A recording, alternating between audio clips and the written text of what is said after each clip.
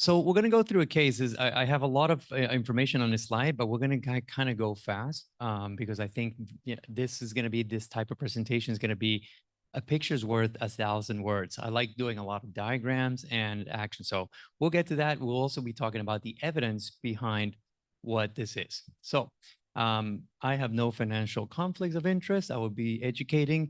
For those that, when I mention Johns Hopkins, the first thing that happens to, that I get a lot of the time, they say, I have somebody sometimes approach me and say, oh, I've been to Baltimore and so on and so forth. I wanted to explain, I am in Florida, not Baltimore. So here's the image of Florida, the United States, and Florida has this little tail right here, okay?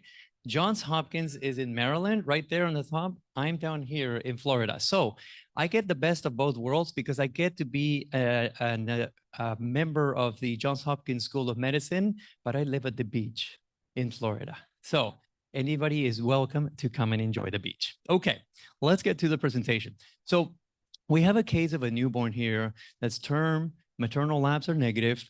We immediately have some respiratory distress in the delivery room, and the baby is intubated and admitted to the NICU. During the resuscitation, you notice that the baby has some meconium staining and actually some flecks noted when you're looking and going to intubate, you do notice some flecks of meconium. So everybody's very smart here. I know you all know that this is meconium aspiration syndrome. We have respiratory distress. So this is where the syndrome comes into play. You can look at the x-ray here as the baby is admitted. The baby's saturations are 78%.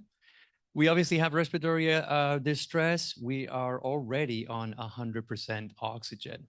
And you can see the x-rays showing these opacities throughout the lungs. You can see the gas showing respiratory acidosis for the most part. You do have a slight metabolic acidosis, as we sometimes find with these cases. So this case initially of meconium aspiration syndrome also has a subsequent diagnosis now of persistent pulmonary hypertension. So we're going to do the outline of persistent pulmonary hypertension through an introduction. We'll talk about the pathophysiology of this. We'll talk a little bit about the management of pulmonary hypertension, and then what's the evidence behind the things that we do in the NICU.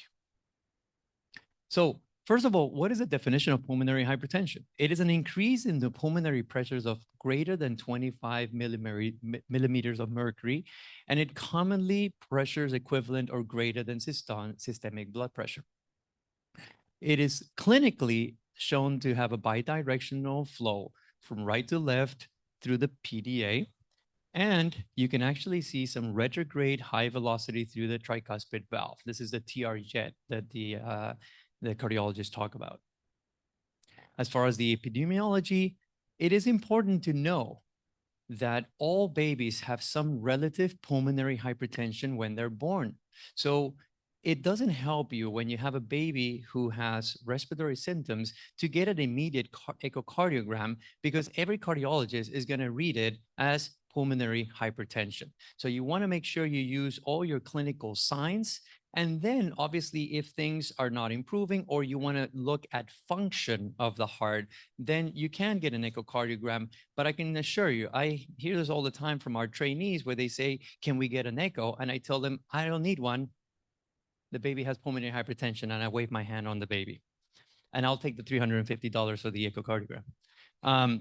Most commonly, you see it 50% of patients that have meconium aspiration syndrome will present with this. Keep it in mind that 10% of these babies have meconium fluid or meconium staining. 20% of these present secondary to a pneumonia or sepsis. 20% are idiopathic, meaning I have no idea. 5% from respiratory distress syndrome. And then less than 1% of these are actually congenital diaphragmatic hernia. So if there is a mother that comes and presents and she has no prenatal labs, that's definitely one of the diagnoses you have to keep in mind as you're looking for this patient. And then actually persistent pulmonary hypertension really is not as common as we think, but it is found in about 0.1% of babies. The mortality is 1% to 50%. That's a huge range, but it really depends on what's the etiology of this. You can imagine if we're talking about a patient who has congenital diaphragmatic hernia, you're going to be closer to that 50% if it's born in the community somewhere, as opposed to, again, other, if it's a pneumonia and you can treat that, that might be on the lower end. Without nitric oxide or sildenafil, the mortality can be up to 50%. This is why it's extremely important to be able to, in a situation like this, get these babies to a center where you can at least start your sildenafil if there is, if you're in a hospital or in a country that doesn't use nitric oxide, and definitely ECMO. So let's talk about the pathophysiology. So there are three effects of pulmonary hypertension. You can have a mechanical effect, and this basically has a changes in the alveolar structure, and I'll talk about that. You can have a physical effect that leads to this, and this is the change in blood flow. And then you also have a chemical effect, the changes of a biochemical components. And we're obviously going to go through all three. From a mechanical change, if you have a patient who is ventilated and they have a low alveolar expansion, or basically you have a collapsed, you have atelectasis, this will actually put pressure on the blood vessels, causing pulmonary hypertension. The subsequent can occur if you actually have overdistension of the lung. So sometimes you will actually get an X-ray, you see that the baby's ribs are 10 or 11, or you are using very high pressures because of the concern of pulmonary hypertension. And what actually is causing is that those high pressures are actually pushing and putting pressure on the blood vessels, causing that pulmonary hypertension. So sometimes when the tidal volume is elevated, you actually want to bring that down a little bit, but I'll talk about that later. In utero, as the lung is not expanded, and obviously gravity takes some part of this, you will see that this is the blood vessels in the lung. The apical part of the lung has very, very small, the arterioles are small still because they haven't been opened by all the physiological things I'll talk about in a minute, while the lower part, because of gravity, is actually opened to a certain degree. So what actually happens prior is that you get a blood flow in maybe the lower parts of the alveoli, of the lung. And when I say lower, obviously the baby is not standing up. So we think of the baby laying down. The lower part may actually be the posterior part. This is why evolutionarily, interestingly, when we were walking quadrupedal, we were walking in our four extremities, we actually had a better oxygenation in the upper part. Okay. And then when we became babies, we were put this way. This is why some of our babies, if you actually put them prone, they will oxygenate better, because evolutionarily, they wanted the oxygen to be on their back.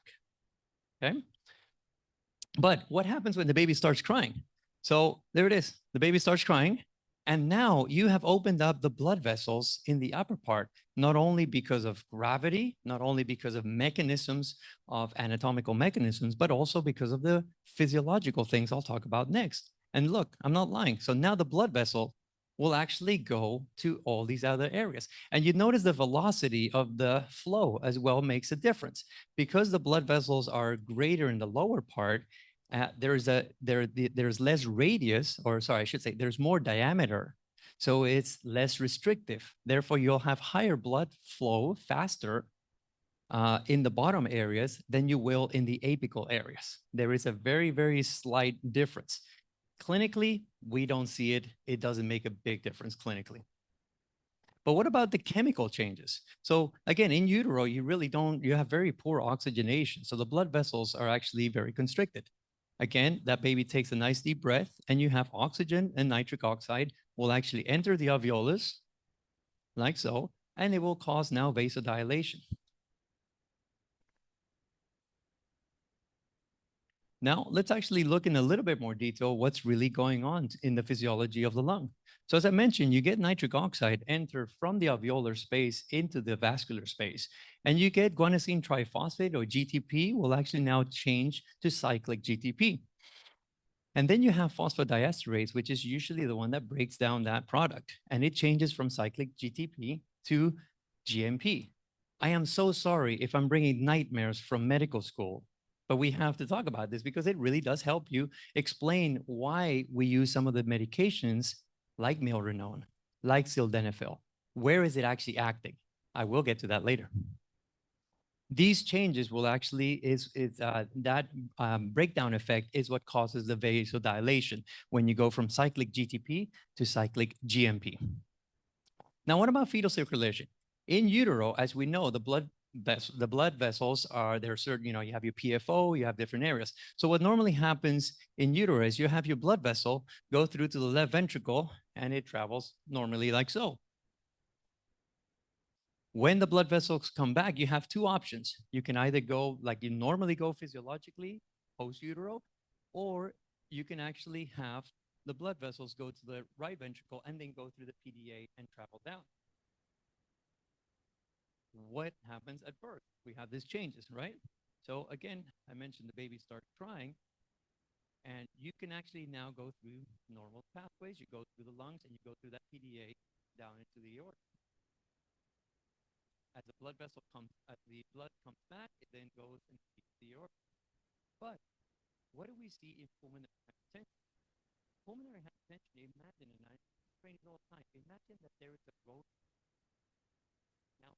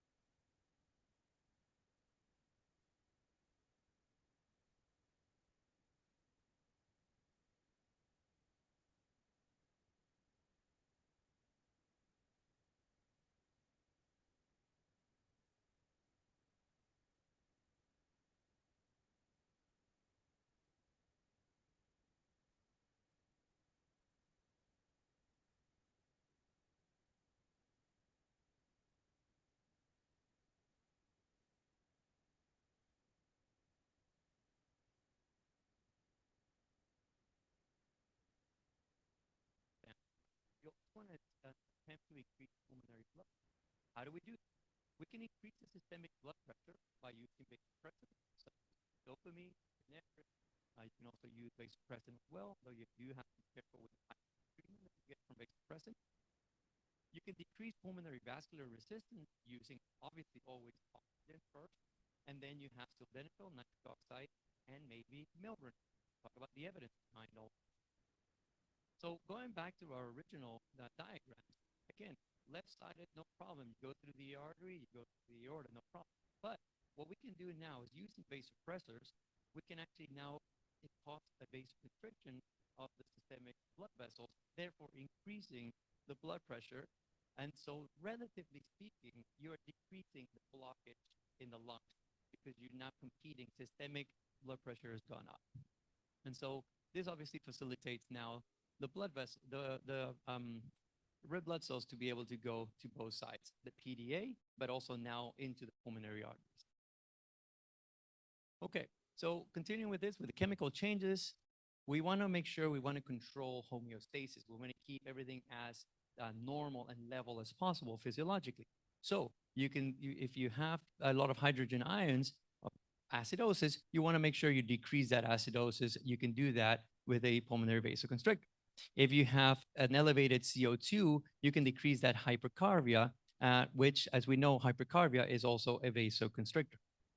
If you can use oxygen by, again, increasing your oxygen, although you do have to be careful. One thing I do sometimes at the bedside is I will not put the baby up to 100% because there are some animal studies that actually, if you go to 100%, you can actually induce pulmonary hypertension from the radicals, the oxygen radicals that actually will scavenger. So if you can get away, I usually tell the bedside folks to go ahead and go up to 95% at a maximum, okay? Nitric oxide, sildenafil, again, those are extremely good vasodilators. We'll talk about that. And then milrinone, that is a relative pulmonary vasodilator. I say relative because it does actually decrease pulmonary vascular resistance, but it also decreases your systemic vascular resistance. So it depends on every baby whether which one is winning first, okay? But again, there is some evidence, and we'll talk about that next.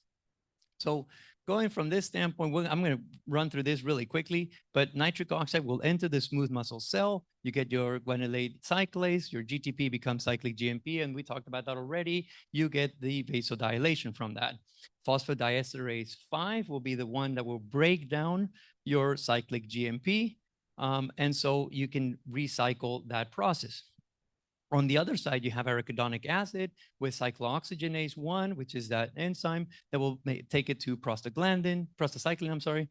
And then you get adenylate cyclase doing that ATP to cyclic AMP to vasodilation. And again, phosphodiesterase 3 now is the one that breaks down cyclic AMP back to 5-GMP. Actually, that's a typo there. It should be AMP. And these are important. Why? Because these phosphodiesterases are where sildenafil and where milrinone actually act. A really easy way to remember where do they act? Because I always get asked the question, milrinone, is milrinone phosphodiesterase 5? Is it phosphodiesterase 3? I will teach you now an easy way to remember is milrinone has an M that actually looks like a 3 if you turn it around. Okay, so now you remember that milrinone acts on 3. And also, another way to look at it is sildenafil, the S looks like a 5. So you remember that is phosphodiesterase. Now, how do you remember if it's AMP or GMP? All right, so the easy way to remember that is that milrinone actually, the M comes before S, like 3 comes before 5. So now you will remember that milrinone acts on 3, and because M becomes before 5, it acts on phosphodiesterase. Acts on GMP. Okay, AMP. I'm sorry, I looked at that thing wrong. AMP, right? Because M comes before S, like A comes before G. Okay. All right. So continuing with this case, so the infant unfortunately continued to have low oxygen, and you're trying to decide whether you should continue, whether you should give surfactant for these type of babies. And then again, we talked about sildenafil, nitric oxide, and milrinone. What is the evidence behind these things? So we're going to go quickly through this. So we talked about these 4, and obviously always start with oxygen. Believe it or not, oxygen is a greater vasodilator than nitric oxide. We always think nitric oxide is because you're going there already, but it's usually because your oxygen is already up. Okay, but oxygen is a more potent vasodilator. Okay, so what does the evidence say for surfactant? So when you look at respiratory distress and the use of surfactant to avoid ECMO in babies that have meconium aspiration syndrome, you can see the forest plot shows that it favors the use of surfactant for meconium aspiration syndrome to avoid the use of ECMO. What about, does it cause any issues? Like, for example, one of the concerns is, does giving surfactant in these babies, because they might be air trapping because of the meconium aspiration, does it elevate the risk of pneumothorax? The evidence shows no. Okay, when you're using these things, what are the 3 effects? Pulmonary hypertension, sepsis, and meconium aspiration syndrome. Surfactant is the most effective for meconium aspiration syndrome. Secondary for sepsis. For pulmonary hypertension, for other reasons, it really has very little effect. And this, as we know, is probably due to the surfactant inactivation that happens from meconium. Now let's talk about sildenafil. And again, everybody knows the evidence. We've been using sildenafil for a long time now, but sildenafil actually does increase PaO2 during pulmonary hypertension. One little tip, everybody is worried always about PaO2 in pulmonary hypertension. And you go down on your oxygen, you're on, let's say 95%, you go down on your oxygen, you had a PaO2 of maybe 110, you go down on your oxygen, and then your PaO2 now goes down to 80. And people always get concerned, they go back up on their oxygen. One thing to keep in mind, in these babies, you have open shunts. You have a PDA and you have a PFO. PaO2s are just tiny oxygen bubbles. If you look at the formula for oxygen content, right, is 1.36 times FiO2 times your hemoglobin molecule plus 0.00003 PaO2. That's how little PaO2 really matters, okay? And physiologically, those bubbles are crossing all the time. So when you go down on your oxygen and your PaO2 drops, all it means is that a bubble just crossed over to the other side. It tells you nothing about your management. You already know. The only thing you need to know is if you drop and your lactate goes up, then you have dropped your cardiac output. Okay. If your sats have dropped, then you have dropped the ability to reach that hemoglobin molecule and saturate that. So PaO2s do not really help you in the management. It only tells you how bad is your pulmonary hypertension. Okay. All right. We know the oxygen index. This is the formula. So again, sildenafil does decrease oxygen index in pulmonary hypertension. And then it also, for all-cause mortality, it also decreases the all-cause mortality. Again, we know this evidence. We know sildenafil really works. And then what about nitric oxide? So when using nitric oxide, you can see that it actually does decrease in comparison to the control, which would be acetylcholine. You can see that using nitric oxide does decrease the pulmonary vascular resistance, again, in comparison to the control. What about nitric oxide? 30 to 60 minutes later, it also improves oxygenation dramatically. Again, we know this evidence. I'm just showing you this so that you have this clear in your minds. It also decreases the need for ECMO. So if we're looking at whether to start nitric oxide for a patient who may be going to ECMO, this is 100% what you want to do. Okay. It also decreases the combined mortality in ECMO. So it's not only just will this baby go to ECMO, but it also decreases the mortality. All right. Now, the one everybody really wants to know is milrinone. Is there evidence for the use of milrinone? So there's not a lot of big studies, but we do have a couple of studies from Iman et al. Did a randomized control trial of sildenafil versus milrinone. Again, this is in a resource-limited country, so they don't have the ability to do nitric oxide or ECMO, okay? There were two groups, again, small study, unfortunately, but there was a group of using sildenafil with that dose or using milrinone at that dose. And what it showed was the pulmonary artery pressures were lower, and also the oxygen index was lower in both groups, but the milrinone had the greatest decrease in oxygen index, okay, versus just using sildenafil, okay? But this is another interesting one from this is El Gandour in 2020. It's also a randomized trial, but this is the using now milrinone plus sildenafil. So we know, again, if you just use one, yeah, it might be some improvement. But what about using both of them? Because I think this is more akin to our standard practice, right? And so this is three groups. Again, unfortunately, small study, but this is three groups using the sildenafil, milrinone, and then the combined. Also showed that there was a decrease in pulmonary artery pressures and also the oxygen in the combined group for both in the combined group, it decreased it. And this was definitely statistically and clinically significant. Okay, the caveat, again, is that these are small studies. We do need larger studies for us to be able to do this because we have some anecdotal, for some patients, you start this and unfortunately they can get blood pressure drops, then they're starting on inotropes and that can propagate. So there are cases of that. So we need larger studies to determine whether this should be done as a standard practice all over the world. So in conclusion, pulmonary hypertension is not an echo response. It is a clinical response. It is what you see in the patient. Meconium aspiration syndrome is the most common reason for pulmonary hypertension.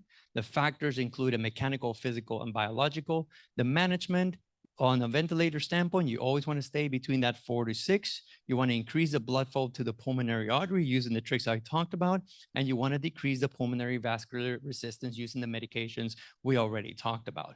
Nitric oxide has definitely been shown to decrease the use of ECMO in pulmonary hypertension. Surfactant definitely works, especially with meconium aspiration syndrome.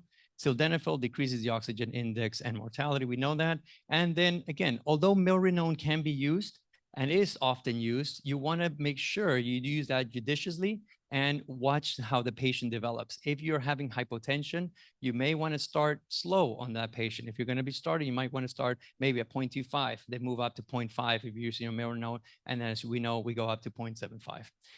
We're still in the research looking at whether we use bosentan, which is an endothelin receptor antagonist, or treprostinil, prostacyclin analog. We're actually doing both studies in our center at Johns Hopkins Old Children. So hopefully we'll have some results. Recruitment is really, really slow because these meds are usually used for severe pulmonary hypertension, and they're bordering ECMO. So a lot of the times, the clinicians will say, no, no, no, no, I don't want to start that.